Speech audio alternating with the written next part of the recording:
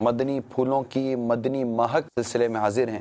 پڑھنے کے ساتھ ساتھ ہمیں قرآن کو سیکھنا ہے۔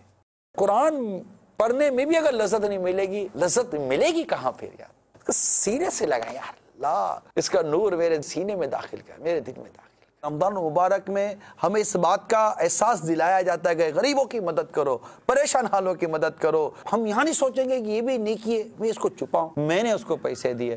یار یہ کیوں سب کو پتا چلے؟ نیکیاں کیوں نہیں چھپا پاتے جس طرح ہم اپنے گناہوں کو چھپا لیتے؟ آپ خود تو بچپن سے کہتے چلے آ رہے ہیں سیدھے ہاتھ سے دو تو الٹے ہاتھ کو پتہ نہ چلے، سیدھی طرف کے سارے گھر والوں کو پتہ چلے، الٹی طرف کے سارے گھر والوں کو پتہ چلے، الٹے ہاتھ کو پتہ نہیں چلنا چاہیے۔ میں نے کتاب میں پڑھا تو الٹے ہاتھ کو پتہ نہیں چلنا چاہیے۔ میں ایک ایسی نیکی چھپا کر نہیں جا سکتا جو سوائے میرے رب کے کوئی نہ جانتا ہو۔ 2 پارے پڑھ لیے میں نے، ہاں 2 دن میں 2 پارے پڑھ لیے میں نے۔ تم نے 2 پارے پڑھے، میں 4 پارے پڑھ لیے۔ اچھا کیا ہو؟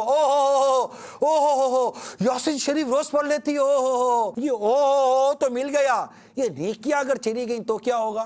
اللہ نہ کرے یہ ریاکاری کا لیبل لگ گیا تو کیا ہوگا؟ حب جا کا بھوت چڑھ گیا تو کیا ہوگا؟ دیکھیے سلسلہ مدنی پھولوں کی مدنی مہک بروز ہفتہ مدینہ منورہ میں سپہر 3:30 بجے اور پاکستان میں شام 5:30 بجے مدنی چینل پر۔ صلو علی الحبیب صلی اللہ تعالی علی محمد۔ مجھے اپنی اور ساری دنیا کے لوگوں کی اصلاح کی کوشش کرنی ہے انشاءاللہ۔